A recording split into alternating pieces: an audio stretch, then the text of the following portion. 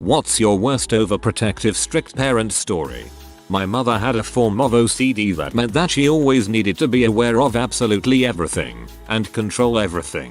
She'd go through everything in my bedroom and read it, and so I learned real quick to keep private stuff on the computer. Neither of my parents knew how to use it. If I had a disagreement with friends, not only would she demand to know the details, but she'd actually lecture them about it. On one occasion, dumbass me lied about what happened to make myself look better, and she marched over to the friend's house and lost it on her. I lost all friends in that neighborhood pretty quick, and their parents smelled the crazy too, so it was pretty uncomfortable until we moved away. The worst part, though, was that she'd track my periods. I'm still not really sure why. I never felt like she ever thought I was much of a pregnancy risk. After I moved in with a boyfriend, she actually called me up at college and wanted to know if I'd lost my virginity yet. Eventually I learned to not tell her anything. We haven't talked in a few years.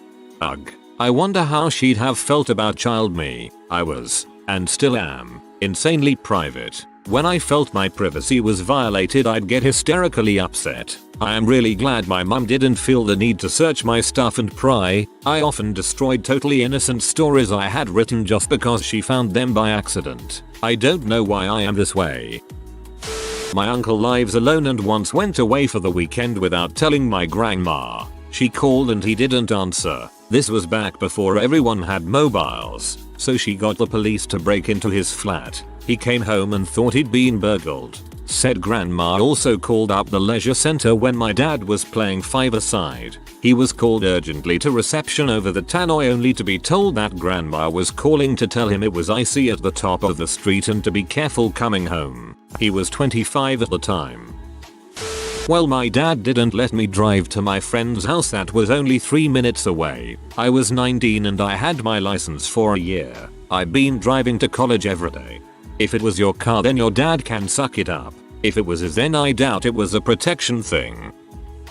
I had a friend who was never allowed to go out with friends, go to their houses, nor was he allowed any video games, and all social networks and known time wasting sites were blocked on their computer. The one time he did go out, for a charity event, the dad stood on the traffic island for 4 hours and stared at us, without interacting with anyone. My friend's parents had a recorder on their landline. This was just a few years before cell phones really took off, so all our conversations from maybe 12-15 years old were recorded. My grandmother forbids my father from letting me ride a bicycle because she thinks cyclists are at a greater risk of being fatally killed by being hit by a car or truck. I think the chances are probably the same either way. They are. I've ridden a bike and people love to veer over on purpose just be dongs. I've almost been hit due to people being stupid fricks. I was going to hang out with some friends at 15 and there were going to be some guys there. I was insecure and didn't have many friends and hadn't been invited to hang out with anyone in months, so I was really excited. My parents were gone somewhere and were going to get home in time to bring me, but they decided to get ice cream or something and came home an hour late. I wasn't going to go an hour after the rest of my friends got there. Mom told me it must have been God's will and I probably would have been violated. I missed out on the only time I was invited to something that summer. That's fricked up. Old girlfriend of mine couldn't be out anywhere unless her parents knew exactly where she was going, who she would be with, and what time she would be coming home, to the minute exactly. Alongside that, they had her phone GPS'd, so they could know where she always is, and if she left her phone at home she would get in major trouble. She had to be home by 11 PM, no matter what. She could never sleep over at anyone's house, unless it was someone who was in her family. She's 21, and her parents are still like this. I'm surprised she hasn't torn the GPS out. Honestly, I'd probably take the phone apart and physically fry the GPS unit at that point. I was banned from free reading, aka any reading outside school requirements, because I read too many books on my own and they thought it was affecting my studies. During the time that was in place, I would hide books in the bathroom and read them there. On average I would spend roughly 20 minutes sneak reading Calvin and Hobbes and Harry Potter. I was 14 at the time. On the toilet. One time my stepmom asked to use the bathroom after me, and it just dawned on me, 6 years later, that they probably thought I was masturbating and hiding pee in the bathroom. I wasn't allowed to read at the table, but we had the TV on every single meal. I was 21 at the time and wanted to go bar hopping during San Diego's Comic Con. I told them that I was going to stay at a hotel with my friend because we're drinking and my parents' house is half an hour away. Come 1:30 AM I get a million phone calls to get my butt home because it's late. I sober up and leave around 2:30. I'm not a heavy drinker so it wasn't hard to determine my sobriety. Don't drive drunk. I get home. My dad is waiting by the door. I saunter by, take a shower and go to bed. The next morning, my dad gives me crap for smelling like alcohol when I walked in. All I had to say was, well, I didn't have to drive back last night but someone demanded me home regardless of knowing what I was doing. He shut up. I wasn't allowed to go to my male friend's cottage because his parents wouldn't be there. My friend is gay, but his father had physically shamed and harassed me. I've got two. Once when I was about 14. It was Easter Sunday, and I went to my friend's house to hang out with her. She called up a few of our other friends to hang out as well. Her mom dropped us off. There were about 4 of us and we were going to go to the mall, but it was closed. Weird. So we walked across the street to the theater and got tickets to watch a movie. I didn't have a cell phone at the time so I didn't call my parents and I didn't think to use my friend's phone to call them. Anyway, it's about 9 PM once we get out of the movie and my friend's older brother comes and picks us up and takes us back to her house. Call my mom to come get me. She's P. By the time I finally get home it's 11ish. After that incident I was not allowed to stay out past 7 PM. Not even if I was at a friend's house and their parents were there. Until I was about 18/19. But after that I could stay out until 10. The other one is, I was in college, about 20/21. It's finals week and I decided to stay after my class to study for my tests. I was in the library so I put the phone on silent. It's about 4 PM and I've been constantly checking my phone because I know how my parents are. I didn't think it would be a big deal to not text them since I wasn't going to be out late. Then around 6 I stopped checking my phone. I get back home around 7:30 and my mom is freaking out wondering where I have been. She told me that my dad had gone out to look for me and that she had turned on some kind of GPS phone tracking feature on my phone via some online AT&T thing. Not too sure. Then I checked my phone and I had roughly 16 missed calls from my parents, my boyfriend and several of my friends along with about 12 texts from everyone. Holy crap. That GPS phone tracking thing is still turned on for my phone. I should probably ask them to turn off that feature. Source: I work for it and Tish. We can't turn off the feature without the account owner's info. However, turning off location services and turning on airplane mode makes you invisible.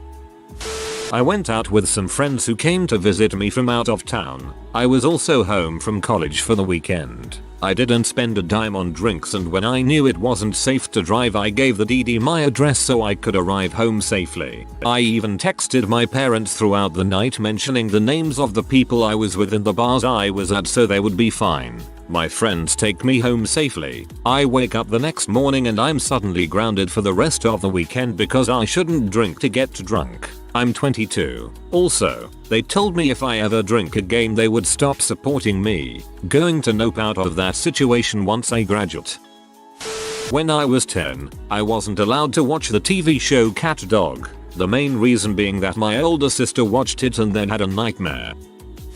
My mother is pretty fricked up. I wasn't allowed to have sleepovers except with one friend, and only because she was friends with the mom. I wasn't allowed to hang out with anyone without parental supervision until high school. My younger brother later told me she used to follow me around and watch us from a distance. She thought I had joined the gang because I bought some stuff from Hot Topic. She didn't let me join any after school activities or extracurriculars, not even debate. She thought I was doing drugs because I had trouble waking up in the mornings. I was moody, and I'd stay in my room and listen to music all the time.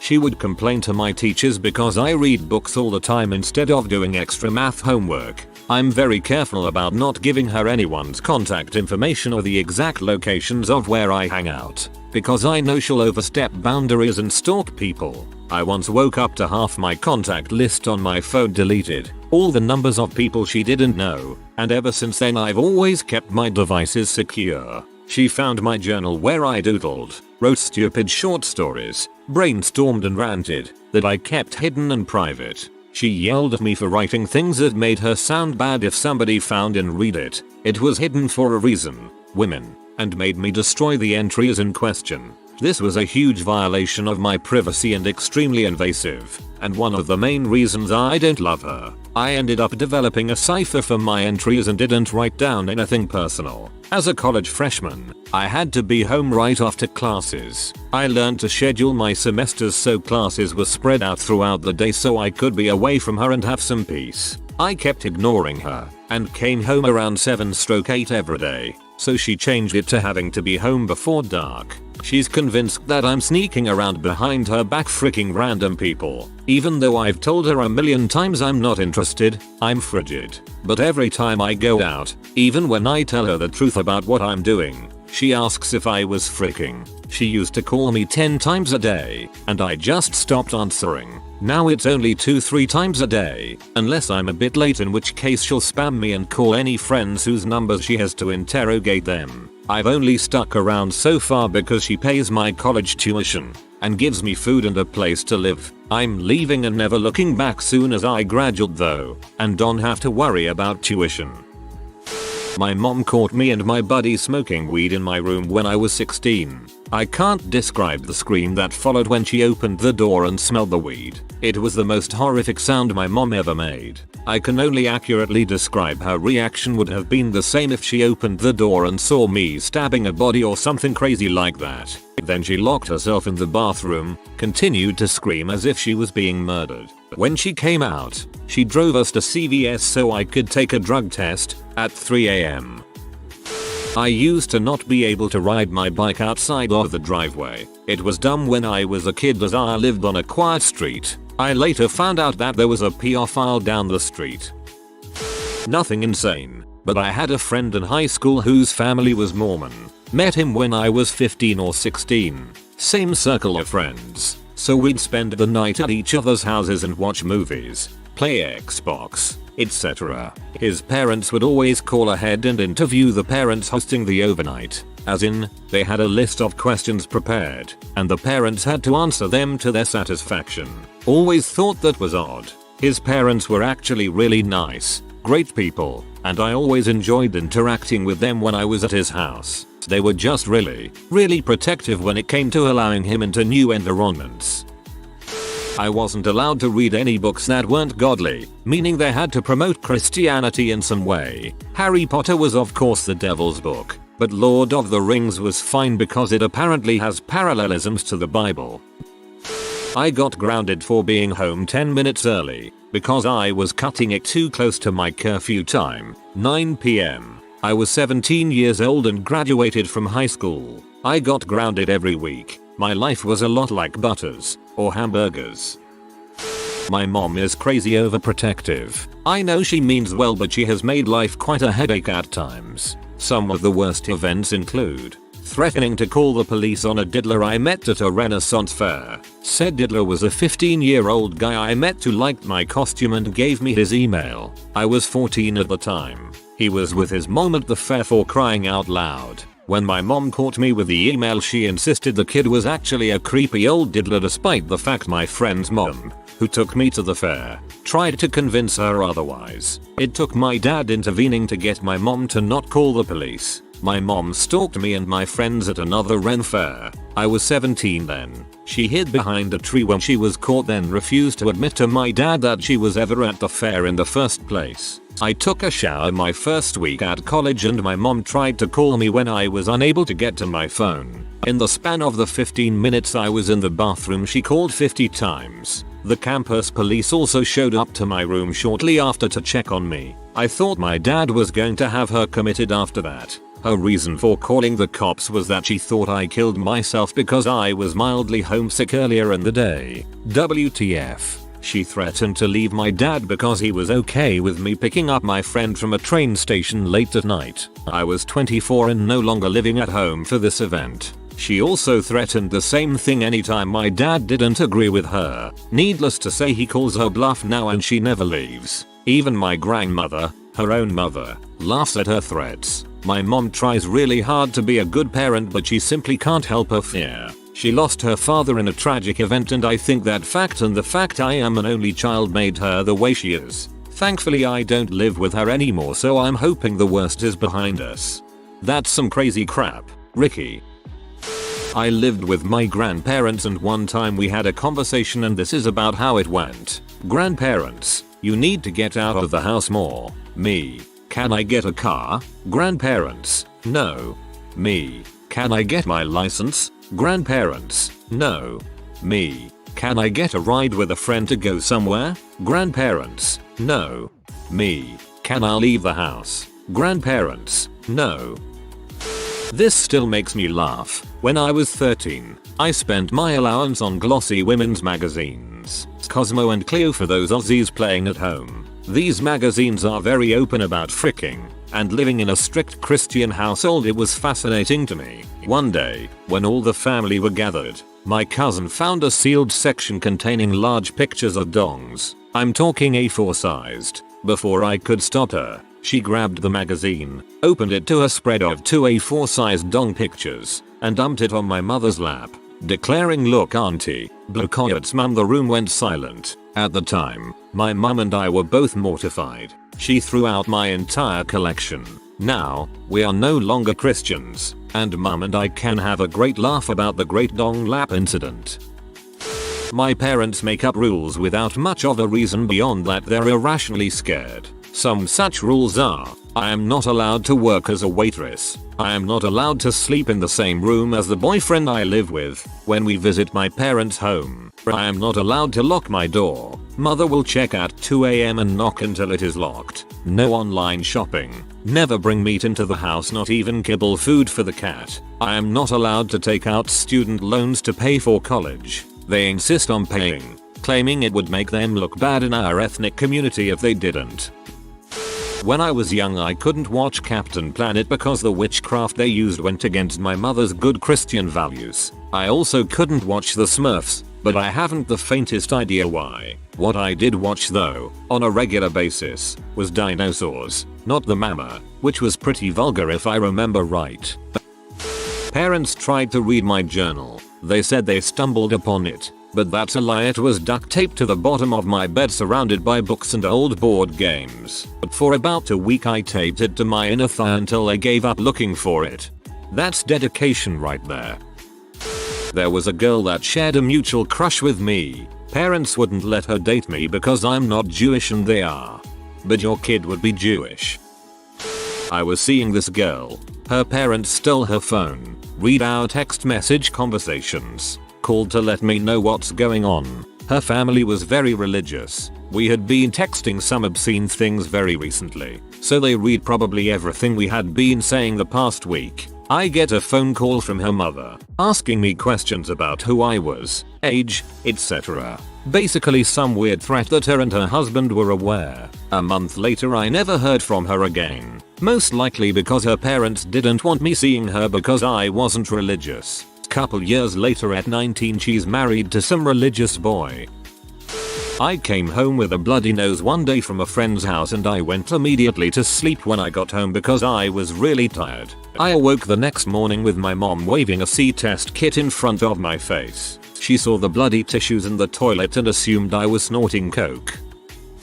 This is totally gonna get buried, but I have a lot I could share. I think the most notable one is I had no idea it was a thing to put milk on cereal until I was 20 years old. In college, I wasn't allowed to watch TV. I was homeschooled and my parents don't eat cereal. I had no idea and am laughed at terribly now whenever I mention it at 22. My friend pointed out the thing about this is not that it's just strict. It's that they actively kept me from knowing a super relevant piece of information that everyone knows.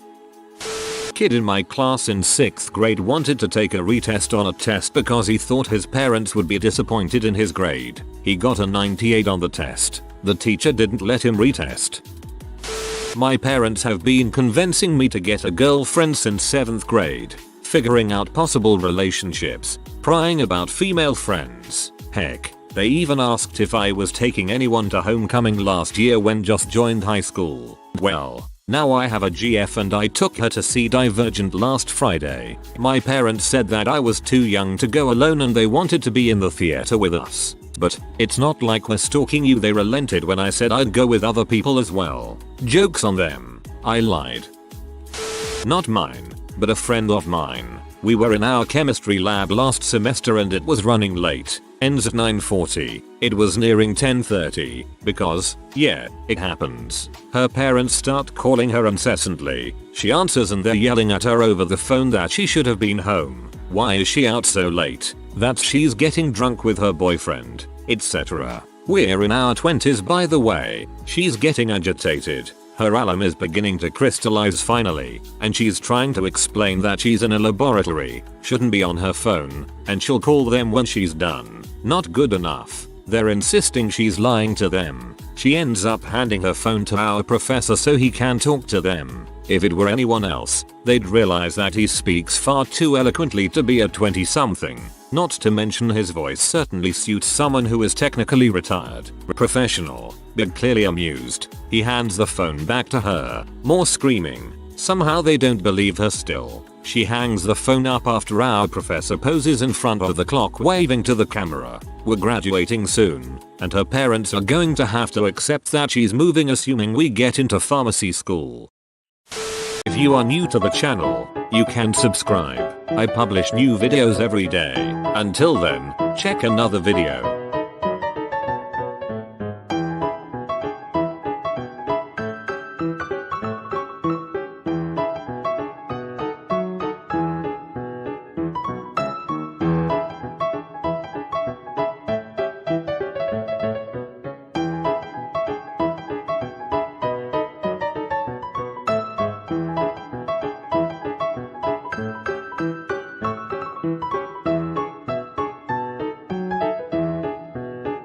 Bye for now.